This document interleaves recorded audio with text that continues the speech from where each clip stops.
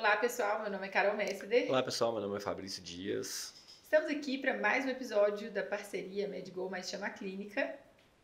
Sala Amarela. Sala Amarela, uma série de casos peculiares que você pode pegar no seu plantão. E muito comuns, inclusive. Muito comuns. Você, escolhidos a dedo. com certeza absoluta, se você já dá plantão na emergência, você já atendeu algum caso desse. E se você não atendeu, é porque você não reconheceu o paciente. Preocupe-se. Então, deixa eu passar. Então, a gente gosta de falar, né, que a gente só cumprimenta quem a gente conhece. Se você não cumprimentou, é porque você não conhecia. Então, exatamente. Então, hoje a gente vai falar de um caso clínico de, talvez, de uma das maiores urgências do pronto-socorro. Então, atente-se a cada detalhe do caso, as nuances, como conduzir sindromicamente, por quê? Nossa meta aqui é em 15 minutos. Liga aí pro nome que a gente é pegado a isso. A gente vai começar. E aí, esse exercício que a gente está fazendo aqui, você vai ter que fazer também no seu plantão. Tentar em 15 minutos estabelecer um diagnóstico sindrômico para o seu paciente ou uma suspeita diagnóstica para esse paciente, principalmente dessa série que a gente está fazendo. Nossa, eu não reconheceria esse caso em 15 minutos. Então, você necessita do plantão 360. Com certeza. E a gente vai começar agora. Paciente de 52 anos, hipertenso, diabético, tabagista, procura o pronto atendimento por conta de uma dor no peito, tá? Essa dor começou há 2 dias. Ele fala que é uma dor intermitente, que dura mais ou menos uns 15 minutos. Piora quando ele está fazendo atividade, então ele é sedentário, mas quando a casa dele tem escada, quando sobe um lance de escada, essa dor piora. E ele fala que é uma dor que ele tem que parar o que ele está fazendo. Ele tem que parar a atividade física dele, o que ele estiver fazendo, ele tem que parar. Já teve um episódio de dor assim, no primeiro dia ele estava fazendo compra, foi pegar e teve essa dor torácica associada até a sudorese.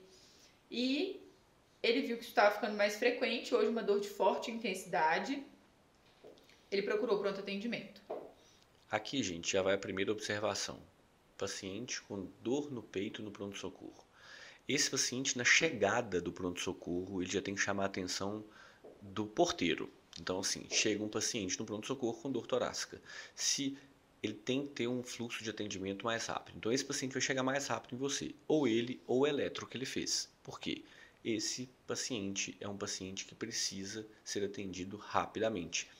E diante de um paciente que você olhou, é dor torácica, de novo a gente vai falar, a anamnese desse paciente precisa ser direcionada. E você precisa ser rápido, porque você tem que identificar o que a gente chama de catástrofes torácicas, né?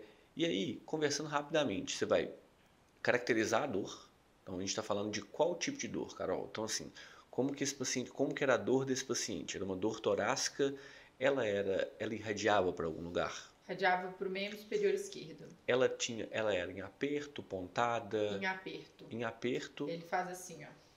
Então, olha só, não é uma dor que ele localiza num ponto, é uma dor que é uma região que ele fala em aperto com irradiação. Opa, essa dor tem que me preocupar. Essa dor foi desencadeada por exercício físico? Sim. Tá? Ele estava fazendo um esforço físico e teve dor. Opa, outra característica importante dessa dor. Essa dor, ela melhora com o repouso? Ele falou que a primeira vez sim, mas hoje não estava melhorando. Então, olha só, a primeira vez que ela apareceu, ela tinha melhora com repouso. Essas características têm que nos levar em um paciente que a gente já está sabendo, né? Ou a gente já perguntou para ele, ele é diabético, hipertenso e tabagista. E sedentário. E, além de sedentário, eu não preciso nem saber a história familiar nesse caso. Mas eu estou diante de um paciente que a minha primeira hipótese tem que ser síndrome coronariana aguda. Então, assim, esse paciente ele precisa ser rapidamente avaliado com eletrocardiograma. Então, assim, a primeira medida para esse paciente é um eletrocardiograma de 12 derivações. Inclusive, uma medida de qualidade assistencial é esse porta-eletro, que tem que ser de 10 minutos. 10 minutos. Então, esse paciente, que é um paciente potencial de risco de uma síndrome coronariana aguda, é um paciente que vai ganhar um eletro, uma dor torácica típica, um paciente vai ganhar um eletro, ele tem que ganhar um eletro em 10 minutos. E aí é muito importante porque às vezes você vai receber o paciente ou o eletro. Então você tem que coletar a história rapidamente porque sua conduta tem que ser rápida. Síndrome coronariana aguda. Eletro desse paciente, a gente vai colocar o eletro aqui agora, ele estava com essas alterações que a Carol vai descrever. O eletro dele, ele tinha... Vai ser com supra? Você Não quer... sei, não. Vamos colocar com supra? Pode. É porque eu achei que você já tinha ali, desculpa. Tinha não. Desculpa, foi mal. Eu What? achei que você tava com ele na tela. Zero. Perdão. O paciente tinha um BRE e um supradesnivelamento do segmento ST. Então, assim, olha só a importância do eletro nesse caso. Nesse paciente, com esse quadro clínico, que é a dor dele é uma dor tipo anginosa, porque ela é uma dor torácica, em aperto, com irradiação, duração maior que 20 minutos, induzida por esforço e que nesse caso não melhora com repouso. Então, assim, mas melhorou com repouso no passado, na primeira vez que ele sentiu dor. Então, é uma dor torácica que a gente chama de tipo A, definitivamente anginosa. Num paciente que tem vários fatores de risco, é uma síndrome coronariana, pelo menos sem supra. Com essas alterações no eletro, a gente tem que conduzir esse paciente com uma síndrome coronariana com supra de ST. Aí, gente, eu vou coletar exames desse paciente.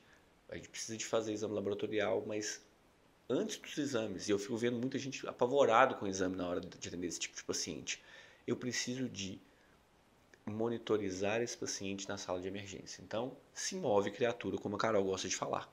E aí, na sala de emergência, você vai colocar, se esse paciente estiver desaturando, então a gente não falou do exame físico dele, mas a oximetria dele estava normal. Se o paciente não tem hipoxemia por um tempo, acreditou-se que oxigênio ajudava, não tem nada disso, gente. Você vai colocar oxigênio no paciente com síndrome coronariana aguda se ele tiver hipoxemia. Ponto. Saturação menor que 92 você coloca. Exato. Se não tiver, você não precisa colocar. Se não tiver, você não precisa colocar. No caso desse paciente não foi colocado, ele tinha 95% de saturação. O exame físico dele, então, para a gente sistematizar o atendimento, ele tinha uma PA de 140 por 80, estava normotenso, frequência cardíaca dele de 80, saturando 95% era evidente, frequência respiratória de 18. No aparelho cardiovascular, estava bem perfundido, não tinha nenhuma alteração que chamasse atenção. Respiratório, esse paciente estava eupneico, ausculta limpa, saturando 95%, já falei, e frequência respiratória de 18. Abdômen limpo e inocente. Ah, cara, tá muito tranquilo o paciente, né? Eu posso esperar. Não, né, gente? Por favor, assim, aí é o famoso quem vê cara literalmente não vê coração, né? Então, assim, esse paciente é um paciente com uma síndrome coronariana aguda com supra de ST. E aí, olha a importância disso. A gente fala do MOV aqui, e o MOV, às vezes, a gente fala de eletro e exame físico, né? O eletro veio primeiro agora e o exame físico veio depois. Então, assim, às vezes, muitas vezes, esse paciente eu vou monitorizar esse paciente, colocar oxigênio se precisar, acesso venoso, e aí sim eu vou preocupar com o exame físico. Mas aí, junto com o exame físico, eu já prescrevi protocolo de síndrome coronariana aguda. E eu já acionei a hemodinâmica, se eu tenho um centro de hemodinâmica mais próximo, que eu vou ter outro, porque a gente fala que é um medidor, vamos colocar assim, de qualidade assistencial, uma medida importante de qualidade assistencial, que é o tempo porta-balão ou tempo porta-agulha, tá? O que significa isso? Se eu tenho um paciente com síndrome coronariana aguda com supra de ST, eu tenho até 120 minutos, que a gente fala que é o tempo porta-balão, que é o tempo porta-angioplastia. Se você tem um centro de hemodinâmica que até 120 minutos de onde você está, ou no seu serviço, você manda esse paciente o mais rápido possível para a hemodinâmica, após iniciar as medidas no pronto-socorro. Então você tem até 120 minutos para levar esse paciente para a hemodinâmica. Só que se você não tem hemodinâmica disponível, o hemodinamicista não está no hospital, ele vai chegar só depois de 2 horas, o hemodinamicista a hemodinâmica não está disponível, a hemodinâmica, você está atendendo um paciente numa UPA, não tem como transferir o paciente para uma angioplastia primária, esse paciente precisa de ser trombolizado o mais rápido possível. Então, assim, olha a importância de tomada de decisão clínica rápida. Reconhecimento da gravidade, Diagnóstico sindrômico, tomada de decisão. É isso que a gente está batendo essa tecla, porque é importante mesmo. É muito importante. Eu tenho um exame complementar desse paciente, junto com uma história clínica, uma avaliação do sintoma do paciente e os fatores de risco, fazendo o diagnóstico do paciente sindrômico na sala de emergência. Então, assim, olha a importância de eu ser ágil, direcionado e não ficar dependendo de uma parafernália de exame para fazer o diagnóstico desse paciente. Então, você está diante desse perfil de paciente, eu tenho que tomar uma decisão rápida. A decisão é angioplastia primária ou trombólise desse paciente. Perfeito. Tem hemodinâmica no seu hospital? Então, eu vou levar esse paciente imediatamente para a hemodinâmica depois de iniciar o protocolo de síndrome coronariana aguda, que é dupla antiagregação plaquetária, AS ticagrelor, idealmente para esse paciente. Se eu não tenho ticagrelor no meu serviço, eu vou de clopidogrel mesmo. Tá? Trato a dor torácica, eu dou um nitrato para esse paciente, eu começo uma nitroglicerina venosa para esse paciente, porque ele já está monitorizado. Tá? Então, assim, eu vou uma estatina de alta potência. E nesse caso, eu não dou anticoagulante, porque esse paciente vai para a angioplastia primária. Tá? Então, assim, essa é uma dúvida frequente. Quando dar anticoagulante? Quando, em uma síndrome coronariana aguda sem supra de ST, eu posso dar um anticoagulante. Se ele não vai para a angioplastia primária, eu posso dar um anticoagulante. Se ele vai para a angioplastia primária, ele vai receber um anticoagulante na sala da hemodinâmica. Tá. O hemodinamicista te ligou para pegar o caso e perguntou qual que é o KILIP desse paciente. Aí, para classificar o KILIP e aí uma classificação, de novo, eu preciso de um exame laboratorial, de uma gasometria arterial para definir o KILIP desse paciente. Não, gente, não preciso de nenhum exame. Eu preciso de uma avaliação clínica. Primeiro saber o que é KILIP. Isso é uma coisa que importantíssimo. Que é fundamental. Se atender um paciente com síndrome coronariana aguda, você tem que colocar lá qual que é o KILIP dele. É igual se você atender um paciente com TEP, você tem que colocar o PESE. Porque isso faz muita diferença, porque a gravidade do paciente também nos direciona para a agilidade do tratamento. Eu estou atendendo esse paciente pós-PCR. Nossa, isso é uma catástrofe, né? Então, assim, mas o KILIP 1 eu posso demorar mais? Não pode. Então, assim, mas você está diante de um paciente que a potencialidade de deteriorização clínica dele é menor. Então, assim, mas, de novo, isso deve atrasar seu tratamento. Importante demais, KILIP 1 é o paciente que está em ar ambiente, bom padrão respiratório. KILIP 2, ele está usando oxigênio. Ele começa a ter algumas crepitações.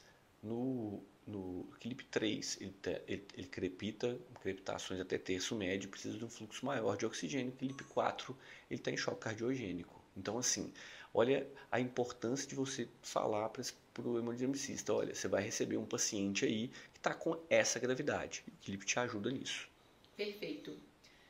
Falamos, morfina, pode dar? Morfina é um analgésico, você pode fazer morfina para dor, tá bom? Principalmente se o paciente não melhora com nitrato, por exemplo. Tô perguntando isso porque os meninos, sempre que a gente fala de síndrome coronariana aguda, eles lembram do Monabish. Monabish. E aí tem lá morfina, oxigênio.